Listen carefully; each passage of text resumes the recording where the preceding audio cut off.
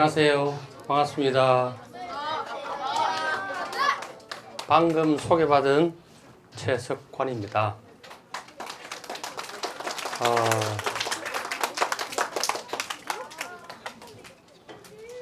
제가 초등학생 대상으로 강의를 해본 게 한 3, 4년 된 것 같아요. 문희연 초등학교 3, 4학년 대상으로 강당에서 한 150명 정도 됐어요.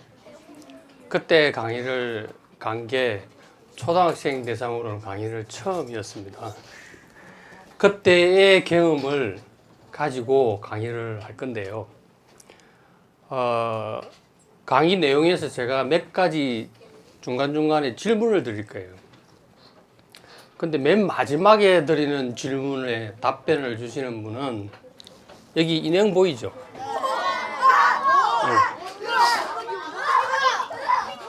이 인형을 선물로 드리겠습니다.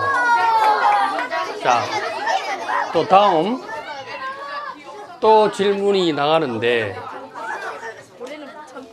다음 선물은 이게 뭘까요? 자, 이게 책갈피입니다. 책갈피. 근데 20장이에요. 근데 안에 들어있는 고래는 다 다른 고래예요. 그래서 요걸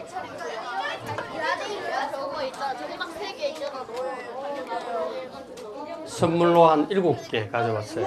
이것도 이제 질문하게 되면 답을 주시는 분들에게 드리는데, 저번에 제가 한번 경험을 해보니까 질문을 드리게 되면 답변을 손을 들어서 답변을 선택을 하면, 아니면 제일 먼저 손을 드신 분이 답을 하면 좋은데 다들 손을 들면서 대답을 다 해버려요.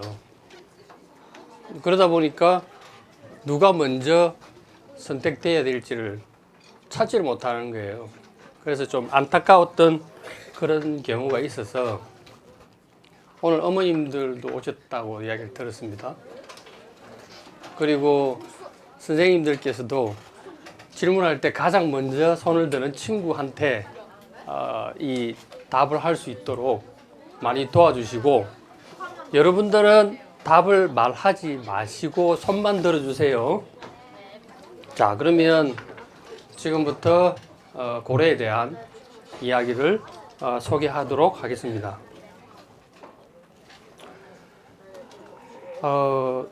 국립수산과학원의 고래연구소가 생긴 게 2004년도에 생겼어요. 그때는 기관이 조금 작은 기관이었습니다. 그러다가 2006년도에 지금 보이는 건물 보이죠? 저기에 울산 장생포에 있는 지역에 고래연구소가 만들어졌어요. 여러분들 부모님들하고 같이 고래박물관, 그 다음에 고래생태체험관, 고래마을 그렇게 조성되어 있어요. 거기 아마 가보신 적이 있을 겁니다. 그 옆에 보면 고래연구소라는 건물이 있어요. 저기서 근무를 했었습니다. 총 아마 한 22명 정도가 여기에서 근무를 하고 있어요. 자, 질문 들어갑니다. 이제 답변을 아직 제가 질문도 아직 말을 안 했는데 그렇게 손을 들어버리면 제가 어떻게 할 수가 없잖아요. 자, 일단 이 그림은 위에는 어류입니다. 밑에는 고래 포유류입니다. 자, 그러면 어류하고 포유류하고 다른 점. 자, 3가지가 있습니다. 한 가지만 이야기하세요. 한 사람씩. 자, 저는 선택을 못 하겠습니다. 어머님들, 선생님들하고 제일 먼저 손든 친구. 저 선택을 안 해주시면 제가 하겠습니다.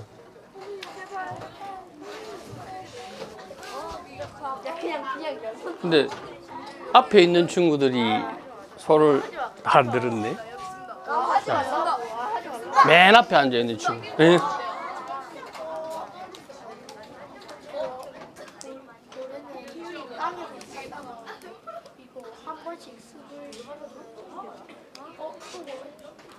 한 가지만 이야기하세요. 근데 그거는 생태에 대한 설명이고 두 개를 비교해서 다른 점. 네. 어류는 아가미로 숨을 쉬고 포유류는 지금 뭐로 숨을 쉬어요? 사람이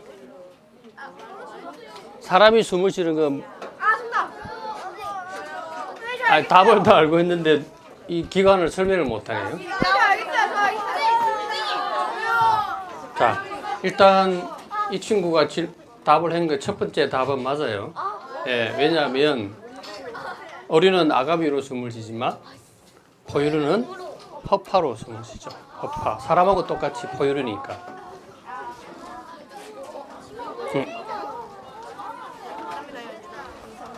자, 좀 뒤쪽으로 한번 갈게요. 자, 다음. 예? 생김새는 다른데 어디가 다른지를 분명히 이야기를 해요. 네. 그 고래는 꼬리가 눕혀져 있는데 어류 종류들은 다 꼬리가 들어서져 있어요.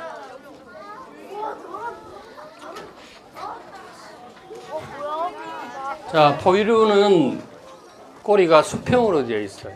네. 어류는 수직으로 되어 있어요. 그래서 수평으로 되어 있는 꼬리 때문에 추진력이 상당히 강합니다. 그래서 물속에서 빠르게 움직일 수가 있죠. 자, 마지막 하나. 저 뒤쪽에, 맨 뒤쪽에.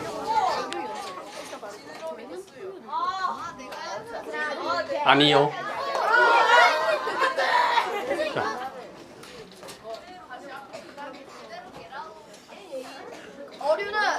어류는 알을 낳지만 포유류인 고래는 바로 아기를 낳습니다. 예, 그 차이점은 분명히 다르고 맞아요. 맞는데 제가 이 두 개를 설명을 해달라는 이유는 이 행태를 보고 이야기, 그거는 생태적인 이야기니까. 아니, 한 분이기에는. 자, 3학년인 것 같은데. 4학년? 아기는 귀엽죠.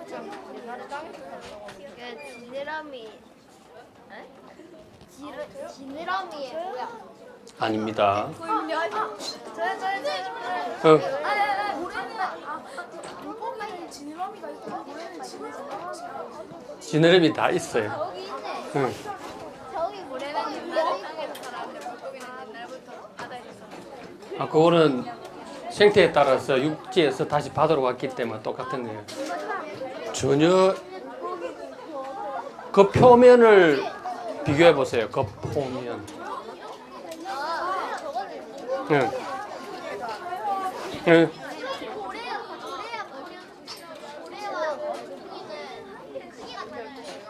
자, 이거는 아마 전부 다 어려워하는 것 같은데.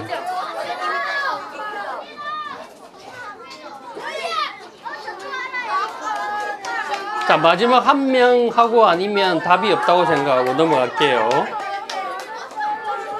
자. 고래는 입이 크고 물고기는 입이 어때요? 자, 그러면 넘어가겠습니다. 예. 왜냐면 어류는 피부에 비늘이 있죠. 네? 근데 포유류는 피부라고 그러죠. 그래서 고래류는 허파 호흡을 하고 매끈한 피부를 가지고 있고 꼬리가 수평으로 되어 있다는 게 어류하고 다른 점이에요. 여러분들 나중에도 꼭 기억해 주세요. 자, 고래상어는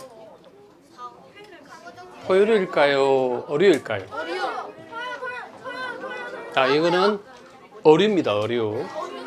덩치는 크지만 어류 상어니까 어류입니다. 근데 워낙 크기 때문에 그 다음에 먹이를 먹는 모양, 필터링하는 모양 때문에 고래라는 이름을 붙여서 고래상어라고 표현합니다. 이거는 어류입니다, 어류. 자, 질문 나갑니다. 이 그림이 새겨져 있는 지역이 울산에 있습니다. 이거 이름 아시는 분?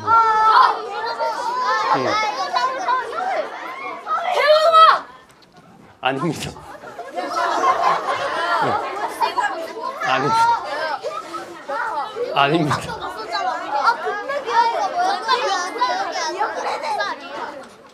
사회에 나오는 자, 이거 우리나라 국보 제285호입니다.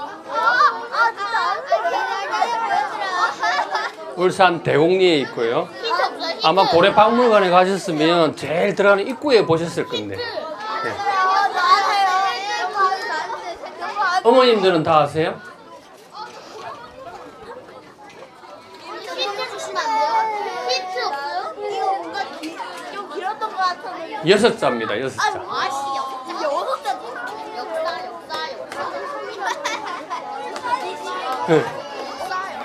역사. 얘는 속하고 앞에 고래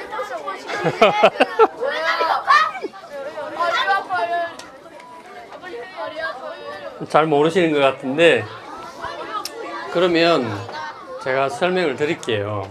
이게 약 8,000년 전에부터 여기에 새겨졌다라고 해서 그 지역이, 울산에 있는 지역이 울산 대곡리라고 되어 있습니다. 그 지역이 옛날에는 방구대라고 표현을 했어요. 그래서 그 지역 이름이 방구대에 있는 암각화라고 해서 방구대 암각화로 되어 있습니다. 이게 국보 제285호고요. 그 다음에 이 안에 이 그림들이 새겨져 있는데, 이 새겨져 있는 그림들이 총 300여 점 정도가 새겨져 있어요. 육상 동물이나 해양 동물이나 다 합쳐서. 근데 해양 동물은 한 60여 종이, 60여 개가 새겨져 있습니다. 그래서 여러분들 국보 제285호 방구대 암각화는 기억해 주세요. 그래서 과거에 그 서양 쪽에서는 고래를 워낙 큰 동물이고 가끔 바다에 배가 나갔을 때 침몰하는 현상이 생겼습니다. 그래서 이와 같이 바다의 괴물이라고 표현할 정도로 고래를 그렇게 표현을 했습니다. 그래서 세트스, 시몬스터라고 표현을 했습니다. 특히 일본에 같은 경우에는 고래 관련돼가 있는 그 역사가 깊죠. 우리보다 훨씬. 그래서 직접 포경을 했던 나라이고 지금도 포경을 하고 있는 나라입니다. 그래서 이쪽은 큰 물고기라고 해서 고래 경자를 써서 고래를 경자로 표현을 하고 있습니다. 아까 어느 친구가 그 고래 진화에 대한 부분을 옛날에 육지에 있었는데 바다로 갔다라고 이제 설명을 했었는데, 실제 5,500만 년 전에는 육지에서 생활을 하다가 한 5천만 년 정도 돼서 이 수중 바다와 육지를 오가는 행태를 띄었고요. 그래서 거의 지금 현재 있는 고래 정도는 한 4천만 년 전에 그 두 개의 형태의 고래로 완전히 진화된 상태에 있습니다. 육지에 있을 때는 육상 동물과 마찬가지로 피부에 털이 많이 있었지만, 이게 바다로 들어가면서 털은 없어지고 지방층이 두꺼워지면서 피부는 얇아지고 지방층이 두꺼워졌어요. 그래서 지금 고래들은 대부분이 뭐 북극이나 남극이나 어디를 가도 다 적응하는 이유가 이 지방층이 두껍기 때문에 체온을 유지할 수 있는 겁니다. 자, 고래를 분류를 할 때는 보통 우리가 큰 이 고래, 웨일 고래, 그 다음에 돌고래, 그 다음에 새돌고래 세 가지로 이렇게 분류를 해요. 근데 이제 학문적으로는 보면 보통은 이빨고래하고 수염고래 두 가지로 분류를 합니다. 자, 집중 좀 해주시죠. 그 큰 고래에 대한 부분은 분류를 할 때 덩치가 4m보다 크면 고래라고 표현을 하고 4m보다 작으면 돌고래라고 표현을 해요. 이게 이제 크기에 따라서 분류하는 기준입니다. 근데 전 세계의 고래는 한 90여 종이 이렇게 있어요. 그 중에 우리나라에 나타났던 고래는 한 30여 종 정도 돼요. 그래서 지금 이제 여기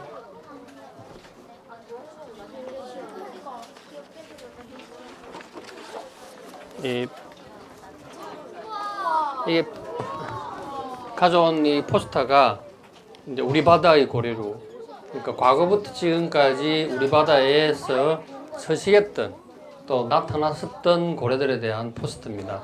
이건 나중에 아마 각 학급 반에 아마 비치가 될 거고요.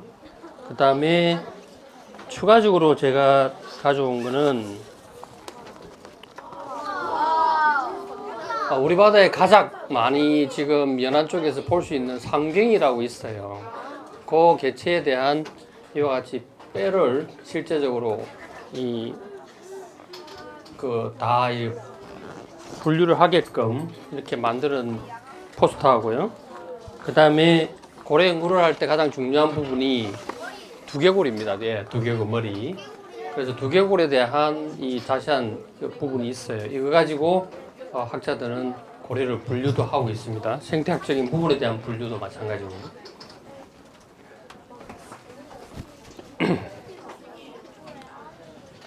근데 학문적으로는 기본적으로 분류를 할 때 이 고래에 대한 부분을 수염이 있다 아니면 이빨이 있다 두 종류로 분류를 해요. 그래서 수염을 가지고 있는 부분은 이제 분기공을 여기 그림에 보시면 분기공이라고 해요. 이 분기공은 사람의 코입니다. 코. 과거에 육상에 있을 때는 사람 앞에 붙어 있었지만 물속으로 들어가면서 코가 머리 위로 올라간 겁니다. 그래서 이 고래에 대해서는 코라고 표현을 하지 않고 분기라고 표현을 합니다. 그래서 수염고래는 분기가 두 개가 있어요.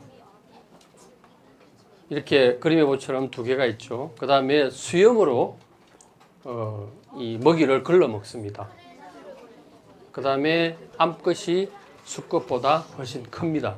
그래서 간혹 그 다큐멘터리나 그 BBC 영상 보면 큰 고래들이 입을 쩍 벌렸다가 다시 그 물을 뱉어내면서 그 물속에 들어있던 먹이 생물들을 걸러먹는, 그 걸르는 기능을 하는 게 수염입니다. 그 고래하고 실제 이렇게 입을 벌리고 있는 거죠. 그 다음 이와 같은 형식으로 물을 먹었다가 빼면서 이렇게 그 수염에 먹이들이 걸리는 것처럼 걸러먹는 형태를 띠고 있어요. 그래서 이것들을 수염고래라고 하고, 이빨고래는 이와 같이 주둥이에 쭉 나열되어 있는 이빨이 있어요. 근데 사람처럼 이렇게 육상농물처럼 이렇게 씹어 먹는 게 아니고 물속에 있는 해양동물을 이빨로 찝어서 속으로 넘기는 역할만 해요. 그래서 이 이빨고래는 분기공이 하나만 있어요. 그 다음에 수컷이 암컷보다 훨씬 큽니다. 특히 아마 번고래에 관련되어 있는 영상들이 아마 많이 나올 건데요. 거기 보면 등 지느러미가 크게 삼각형 모양으로 큰 게 있어요. 그거는 수컷이고요. 작은 것은 암컷입니다. 이렇게 등 지느러미 가지도 암컷, 수컷을 구분할 수가 있어요. 이렇게 이빨이 가지런하게 되어 있습니다. 자, 이게 지금 이빨에 물려져 있는 먹이가 하나 보이죠? 여기는 제주도입니다. 제주도에 있는 남방 큰돌고래가 이빨로 가자미 종류를 물고 있는 그 먹이를 먹기 위해서 물고 있는 겁니다. 자, 다음에 또 하나 생태는 이게 벨루가를 다 아네요. 저 흰고래라고 표현하죠. 벨루가인데 수족관에서 딱 두 군데 지금 현재 있죠. 롯데 쪽하고 거제하고 두 군데 있는데 보기 힘든 종 중에 하나죠. 왜냐하면 이 벨루가는 북극 쪽에 살고 있죠. 그래서 찬 바다에 살고 있기 때문에 여기 가져왔을 때 뭐 수족관에 있으면 아무래도 그걸 적응시키기 위한 여러 가지 조건들이 많이 힘든 부분이 있어요. 그런데 이 친구들이 어떻게 물체를 앞에 있는 물체를 확인하고 그 다음에 소리를 자기들끼리 이야기를 하고 하는 그런 것들은 대부분이 이 음향을 사용을 하죠. 고래들은. 그래서 이 머리 위쪽에 멜론이라는 기능이 있어요. 멜론을 가지고 음향을 이용해서 앞에 있는 물체의 거리, 크기를 다 파악합니다. 이런 식으로 사람은 귀로 듣는 기능만 하죠. 왜냐? 눈이 있기 때문에. 하지만 고래도 눈은 있어요. 하지만 시야가 그렇게 밝지는 못합니다. 그래서 멀리 있는 물체를 확인하기 위해서는 이와 같은 멜론에서 음향을 가지고 물체의 크기를 확인을 하는 거죠. 그래서 빠른 판단을 해서 움직이게 되는 거죠. 이 기능이 많이 발달해 있어요. 자, 우리 바다의 고래는 어떤 종류가 있나 이제부터 좀 살펴볼 건데요.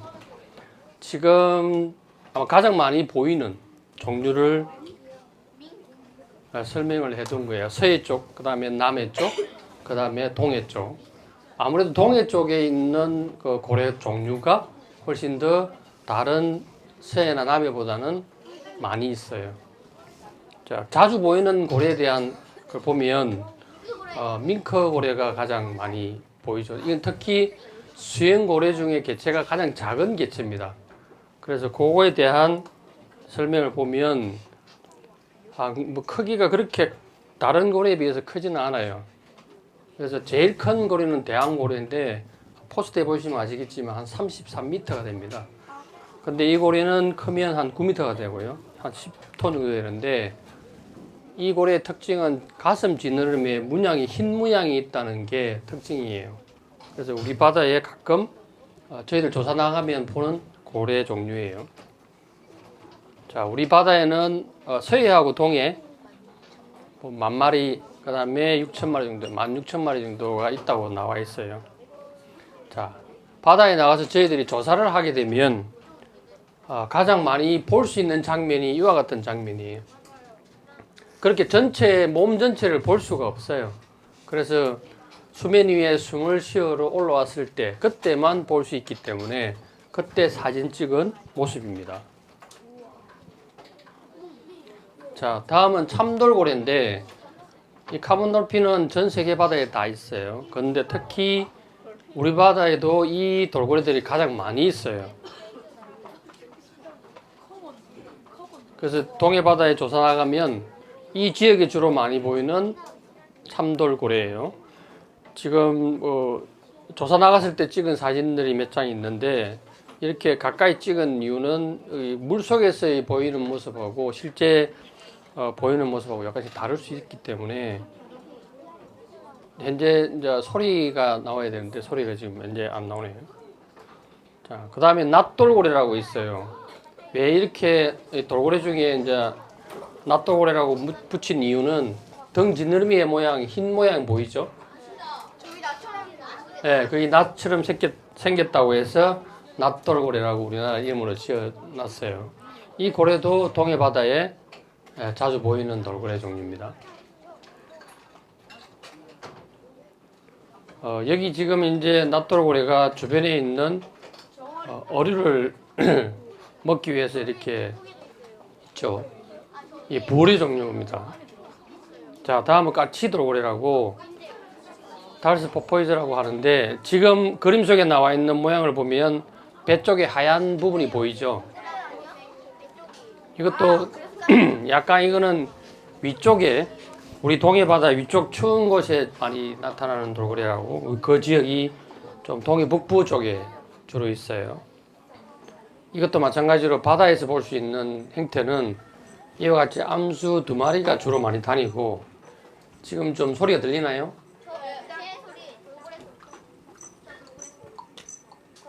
자, 이런 소리를 내는 돌고래예요.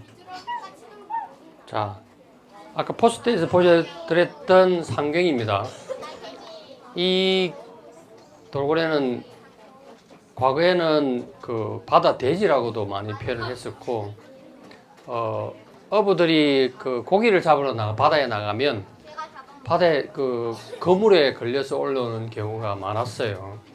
그래서 바다 돼지라고 표현도 하고 모양이 좀 그런 돼지 모양이라고 이야기를 해서 그런 것 같아요.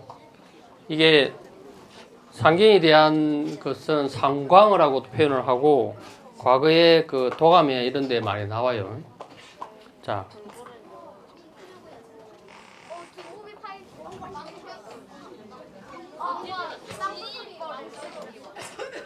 뭔 소리 들려요?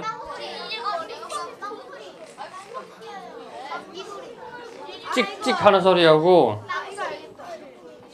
두 가지 소리가 들리죠. 이것도 바다에서 주로 이런 모습만 보여요. 그리고 특히 이 돌고래는 배나 아니면 사람이 이 근처에 가면 배가 근처에 가면은 빠르게 움직여 갖고 사라집니다. 그래서 관찰하기가 정말 힘든 종류 중에 하나예요. 그래서 상경에는 여러분들이 혹시나 이제 바다에 나갈 일이 있다든지 연안 쪽에 이렇게 가볼 기회가 있다면 서해 쪽이나 남해 그 목포나 여수 이쪽으로 가면 이 바다에서 볼 수 있어요. 유일하게 여기 상경에 대한 해양 보호구역을 설정한 데가 있어요. 그 경남 고성에 가면 이 보호구역을 설정해 놓은 데가 있어요. 자, 남방 큰 돌고래 혹시 보신 분 있어요? 어디서 봤어요? 네.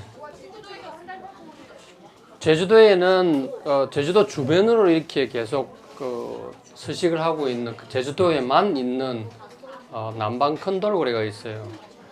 2005년도에 저희들이 조사를 시작해가지고 있는 큰 돌고래를 남방이라는 이름을 붙여서 큰 돌고래를 만든 게 저희 연구소에서 한 일이고요. 그때부터 지금까지 이 돌고래에 대한 조사를 하고 있어요. 그래서 한 120여 개체가 있는 거로 나와 있어요. 자, 고래에 대한 이제 기본적인 행동에 대한 부분을 좀 설명을 드릴게요. 바다에 나가면 고래들이 이런 행동을 해요. 근데 저희들이 조사를 가서 이렇게 바다에 나가서 보면 특히 이제 우리나라에 잘 보이지 않는 고래에 대해서는 러시아나 아니면 다른 미국이나 이런 다른 나라에 가서도 이런 관찰을 하는 경우도 있거든요. 그때 보면 아까 제가 말씀을 드렸죠. 머리 위쪽에 등 위쪽에 분기가 있다고 해서 분기로 이렇게 숨을 쉬는 건데 멀리서 보면 사람들은 물을 뿜는 거라고 생각을 하는데 실제 나오는 거는 숨을 쉬면서 나오는 공기의 차 때문에 이런 연기처럼 보이는 거예요. 자, 몸속에 있던 공기가 바깥으로 나오니까 그 바깥 공기하고의 차 때문에 이와 같은 모습이 나타나요. 과거에 고래에 대한 그 지식이 많으신 분들은, 그러니까 많이 포경을 하셨던 분들은 이 분기의 크기에 따라 가지고 모양에 따라서 어떤 고래다라고 판단을 하고 한 적이 있어요. 이것도 지금 이제 논문에 나와 있어요. 자, 다음은 잠수입니다. 네. 두 가지 이름이 불려요. 향고래라고도 불리고 향유고래라도 불리잖아요. 이게 이빨고래 중에 가장 큰 고래죠. 수심은 이 잠수를 하게 되면 한 40분 내지 50분간 길게 잠수를 숨을 참을 수 있어요. 그래서 깊게 들어가면 수심 한 3,000m까지 들어가요. 얘가 주로 먹는 먹이가 뭔가요? 네, 대왕오징어입니다. 오징어 종류를 좋아해요. 자, 다음 고래뛰기. 이와 같은 행태를 띠는 모습들이 많이 보이죠. 다음에 가슴 지느러미 치기도 해요. 이렇게 물속에서. 그 다음에 꼬리도 이렇게 거꾸로 써가지고 꼬리를 가지고도 이렇게 꼬리치기 행동을 합니다. 그 다음에 머리를 이렇게 수면으로 올려서 주변을 둘러보는 그런 행동을 합니다. 그 다음에 이렇게 돌고래는 점핑을 해서 뛰어오르는 행동을 하죠. 자, 이거는 제주도에 찍은 공중으로 이렇게 회전을 합니다. 이런 행동도 하고요. 그 다음에 바다에 나갔을 때 배를 타고 가면 옆에 파도가 생기죠. 그 파도를 타기 위해서 파도 타기도 하는 모습을 볼 수가 있습니다. 자, 이거는 이제 고래에 대한 먹이 습성에 대한 내용을 좀 설명을 드릴게요. 이게 지금 현재 있는 고래가, 여기 보이는 고래가 어떤 고래일까요? 예. 네. 아니요. 한 번 더. 아니요. 오, 혹동고래 맞아요. 자, 왜 제가 이 혹동고래 이야기를 하는가 하면 다른 고래들하고 먹이 먹는 게 다른 행동을 취해요. 단체로 사냥을 해요. 어떻게? 이와 같이 여러 마리가 한꺼번에 분기를 통해서 이 공기방울을 만들어요. 그러면 이렇게 여러 마리가 둘러서 공기방울을 하면 안쪽에 어류들이 모이겠죠. 먹이가 모이겠죠. 그러면 입을 벌리면서 올라오면서 먹이를 먹는 그런 행동을 취하는 게 혹동고래입니다. 주로 요광류, 코페포타로 그랬죠. 요광류, 그 다음에 크릴이라고 하죠. 남방 큰돌고래, 남바다 곤쟁이, 그 다음에 고등어 치어나 이런 어린 부울에 대한 치어를 먹어요. 그 다음에 꽁치나 청어, 그 다음에 아까 말씀드렸던 오징어 이런 종류들을 먹고요. 자, 지금까지 여러 가지 활동한 내용 중에서 이제 고래연구센터에서 실제 바다에 조사를 나가면 그 장면을 이 동영상으로 촬영한 게 있어요. 그걸 한번 보여드릴게요.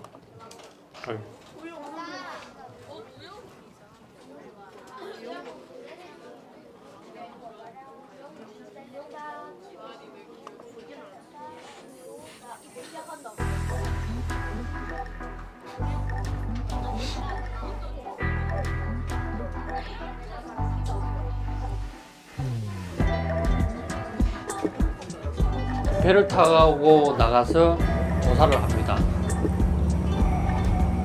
바다에 나가서 관측을 해서 나온 개체수를 가지고 이 바다에 어떤 고래가 어느 정도 있는지를 확인을 하는 작업을 하는 겁니다.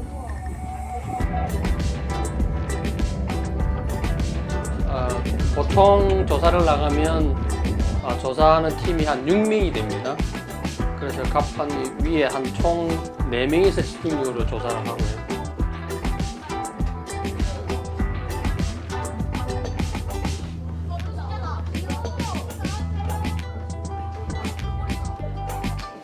자, 이거는 상경입니다. 이는 참돌고래고요.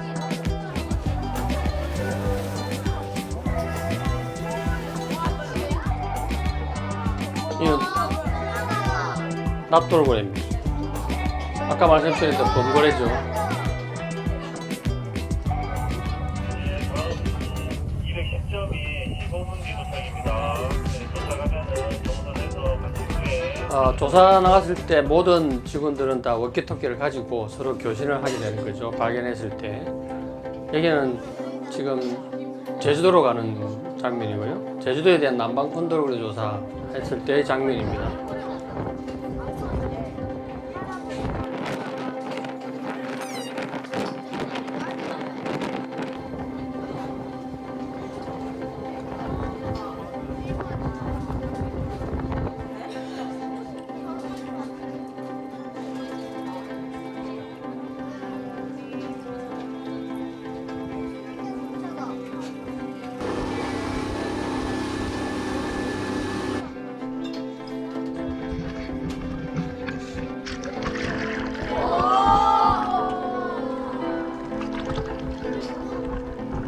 여기 등 지느러미에 방금 보셨던 1, 2 표식이 보이죠? 그 표식되어 있는 이유가 뭘까요?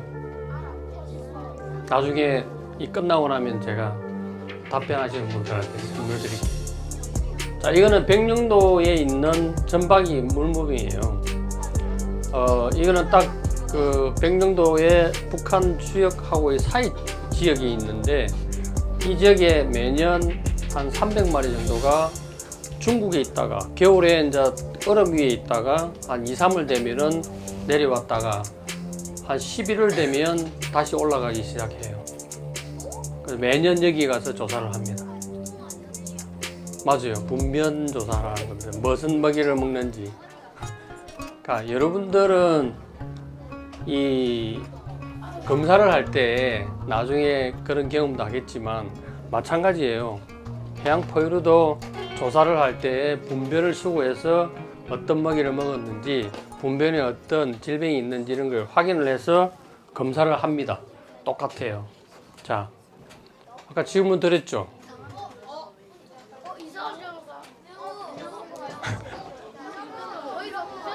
제가 여러분들이 이제 이 드라마를 볼 수 있는지 없는지는 모르겠지만 아마 어머님들은 다 즐겨 보셨을 거라고 생각이 들고요. 선생님도 마찬가지. 이때 이 우영우라는 친구가 여러 가지 설명을 많이 해요. 고래에 대한. 그 고래에 대한 설명 내용들이 꽤 많이 들어있어요. 그래서 기회가 되면 나중에 커서 볼 수 있는 기회가 되면 한번 봤으면 좋겠을 것 같고요. 2022년도에 SBS에서 다큐를 만들었어요. 장사 특집으로. 고래와 나라는 있어요. 거기 보면 꽤 많은 고래에 대한 영상들이 많이 있어요. 그래서 그걸 보면 좀 더 많이 고래에 대한 생태를 알 수 있는 그런 기회를 가질 수 있을 거예요. 혹시 질문? 네.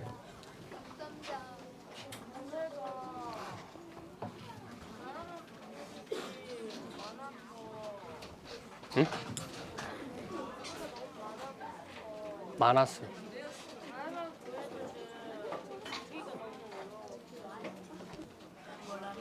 다시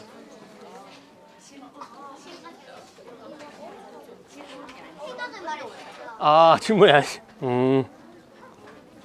제가 잘 못 들었어요. 네, 질문.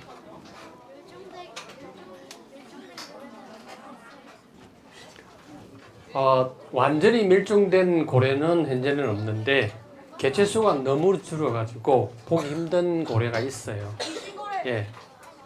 예, 귀신고래는 우리 바다에 1970년대 초까지는 확인을 했는데 그 이후에 한 번도 본 적이 없어요. 근데 이 고래는, 귀신고래는 러시아 수역에 있어요.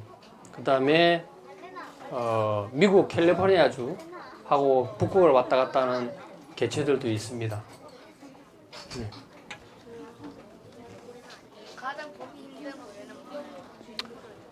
우리 바다에서 가장 보기 힘든 고래는 뭐 과거에는 봤는데 보지 못한 고래, 대왕고래 같은 경우에 거의 보지 못하고, 귀신고래 같은 경우에도 우리나라 동해 바다를 귀신고래 해유 해면이라고 지정을 해놨는데 지금은 전혀 볼 수가 없어요. 과거에 1970년대, 20년대에 일제시대 때 일본 사람들이 고래를 좋아하기 때문에 울산에 그 장생포에 포경 기지가 있어요. 거기서 귀신고래를 많이 잡았다는 기록은 나와 있어요. 네.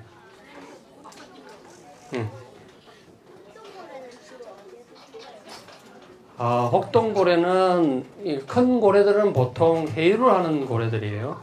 그래서 출산을 새끼를 놓기 위해서 낳을 때는 약간 따뜻한 곳으로 이동을 하고 먹이를 먹을 때는 좀 약간 차가운 곳으로 이동을 해요. 그래서 남극에, 그러니까 우리는 북반구하고 남반구하고 두 개를 구분을 하잖아요, 지구를. 북반구는 적도 부근에 왔다가 먹이를 먹기 위해서는 다시 북극 쪽으로 이동을 하고, 남반구에서는 남반구 쪽으로, 남극 쪽으로 내려가겠죠. 그래서 먹는 거하고 새끼를 낳는 거하고 두 가지 행동에 따라서 차가운 곳과 따뜻한 곳으로 이동을 해요. 네. 또 질문.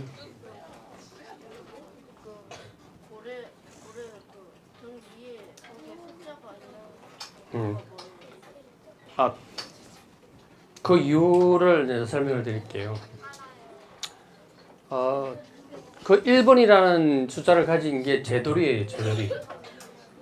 서울대공원에서 돌고래 쇼를 했던 친구였는데 제주도에서 있던 남방 큰 돌고래입니다.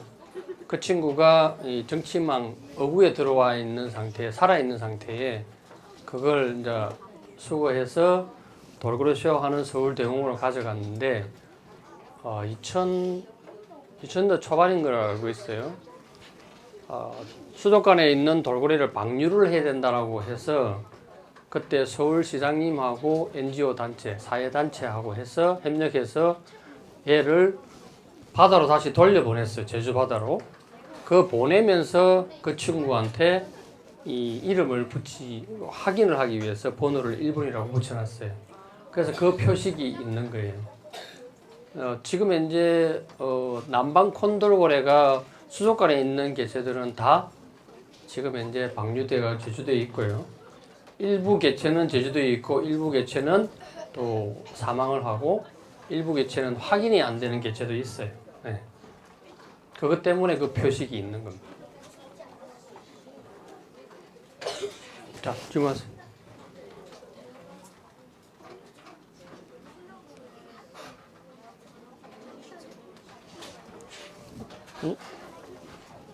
좀 크게 이야기해 주세요.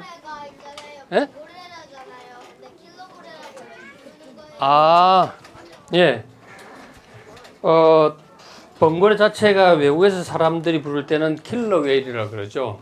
예. 그래서 우리는 번고래라고 이렇게 왜냐 모양 때문에 붙였는데 킬러라는 뜻이 뭐예요? 예. 예. 번고래들은 이 단체 행동을 하면서 큰 고래를 잡아먹어요. 가끔 아마 이번 BBC나 다큐멘터리의 내용 보게 되면 번고래가 단체로 협동해서 지나가는 큰 고래 옆에 붙어 있는 새끼를 엄마 고래하고 새끼 고래하고 이렇게 분리하게끔 만들어 놔놓고 새끼 고래를 이렇게 잡아먹는 그런 모습이 나와요. 그거 보면 번고래들이 그런 큰 고래들을 공격을 해서 잡아먹거든요. 그래서 그 킬러라는 이름을 붙여놨어요.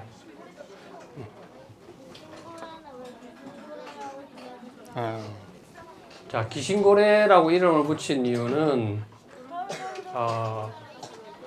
우리가 지금 그 귀신고래 자체를 보기가 힘들어요. 우리나라에서는 지금 현재. 그래서 러시아로 가서 러시아 살린에 가면 귀신고래가 많이 서식을 하고 있어요. 근데 거기 갔을 때 이 고래들을 확인을 할 때 보면 과거에 이제 우리 바다에 있을 때 그 고래에 대한 관찰을 하려고 하게 되면 고래가 사람이 배가 접근을 하게 되면 물속으로 들어가잖아요. 근데 다른 고래들은 수면에 물속으로 들어갔다가 언제쯤 어디로 나올지를 예측을 할 수가 있는데 이 귀신고래는 물속에 들어가고 나면 뒤에서 나올지 옆에서 나올지 어디서 나올지 모른대요. 그래서 좀 이 찾기가 힘든 귀신같이 출몰하는 게 확인이 잘 안 되는 그런 것 때문에 이름을 귀신고래라고 붙였어요. 자, 그러면 질문 또 하나, 예.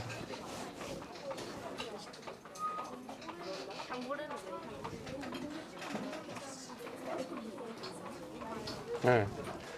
고래들이 보통 가끔 좋은 이 장면들이 나오는 부분이 있어요. 여러분들 윌리라는 영화는 꽤 오래된 이 영화인데 그 번고래에 대한 그 어린 친구하고의 교감하는 그런 내용으로 담겨져 있는 영화예요.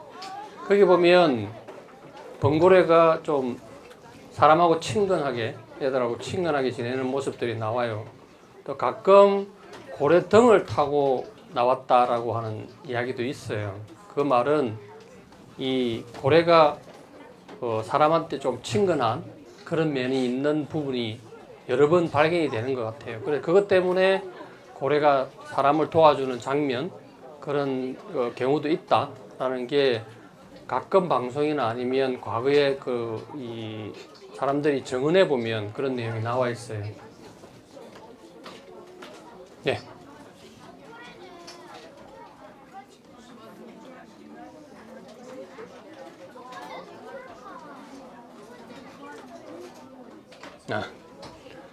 킬러라는 말은 외국에서 사용하는 그거에 대한 고래의 명이고요.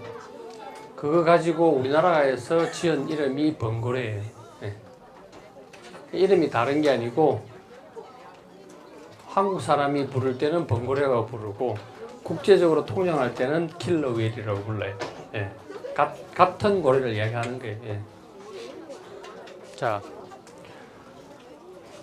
이제 마지막 그 질문도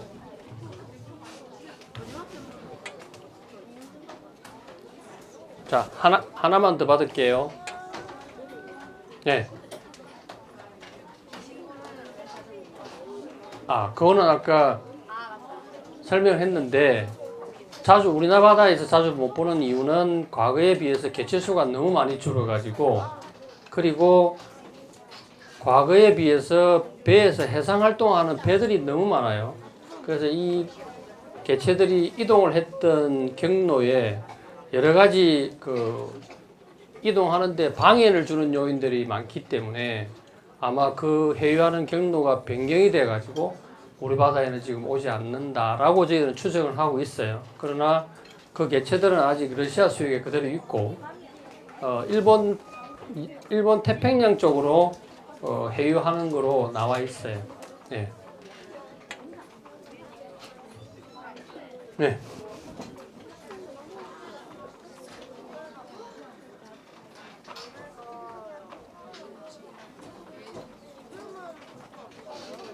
네? 여러분들이 지금 이제 고래를, 그러니까 돌고래를 보기, 큰 고래는 사실은 바다에 나가면 잘 보기 힘들어요. 하지만 돌고래를 볼 수 있는 지역은 두 가지 방법이 있어요. 하나는 제주도에 가시면 남방 큰 돌고래는 육지에서 관찰할 수 있는 지역이 있어요. 거기 가서 보시면 되고, 가끔 또 지금 그 고래 관광선이 운행을 하고 있으니까 그걸 가면 볼 수 있고, 또 하나는 울산에 가면 장생포에 가면 고래바다 여행선이 있어요. 그거 봄에 나가면 한 4월달, 5월달 나가면 돌고래 떼를 볼 수 있기 때문에 가끔 방송에도 나오는 걸 아마 여러분들이 그 TV 뉴스를 보시는 분들은 가끔 볼 수 있을 거예요. 자, 그러면 마지막으로 제가 한 가지만 질문을 드리면서 이 고래에 대한 선물도 드릴게요. 자, 이거는 누가 가장 먼저 손을 드는지에 따라서 그분에게 답변이 되면 선물을 드리도록 할게요. 자, 지금 현재 여러분들이 할 수 있는 바다에 사는 해양 동물에게 가장 좋은 행동이 있어요. 꼭 그걸 하게 되면 바다에 살고 있는 해양 동물에게 좋은 영향을 끼칠 수 있고, 혹시 또 피해를 주지 않는 행동이라고 봐요.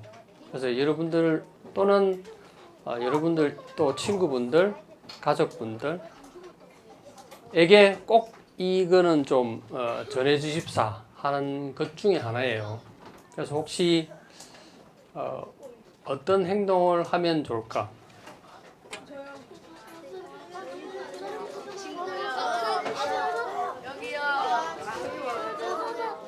자, 저 뒤에 까만 옷 입은 친구, 예. 안경 쓰고, 예. 아니, 여자 친구. 어머님 앞에, 예. 큰 소리로 해주세요.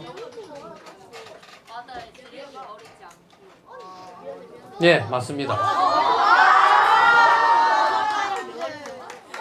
이 선물을 드릴게요.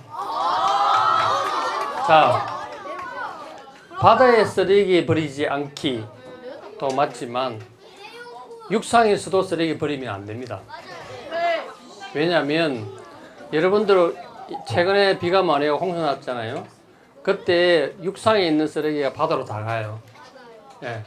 바다 쓰레기 때문에 해양 동물이 많이 아파요. 왜냐하면 바다 거북은 먹이를 가리지 않고 다 먹어요. 특히 해파리를 먹는데 비닐이 바다에 떠다니면 먹이인 줄 알고 먹어요. 그럼 그게 전부 다 배 안으로 다 들어가서 소화가 안 돼가지고 결국은 죽어요. 왜냐하면 우리가 해부를 해보면 뱃속에 비닐이 많이 나오거든요. 다음, 고래도 마찬가지예요. 고래배에서 여러 가지 쓰레기가 많이 나와요. 그래서 바다에 사는 동물, 생물들을 보호하기 위해서라도 여러분들이 바다뿐만 아니라 육상에서도 쓰레기를 절대 버리시면 안 됩니다. 그거는 꼭 여러분들이 지켜주시면 좋은 그런 행동이라고 생각하고 질문을 드렸고, 이건 꼭 인지를 해 주시기 바랍니다. 그러면 이것으로 모든 강의를 마치도록 하겠습니다. 감사합니다.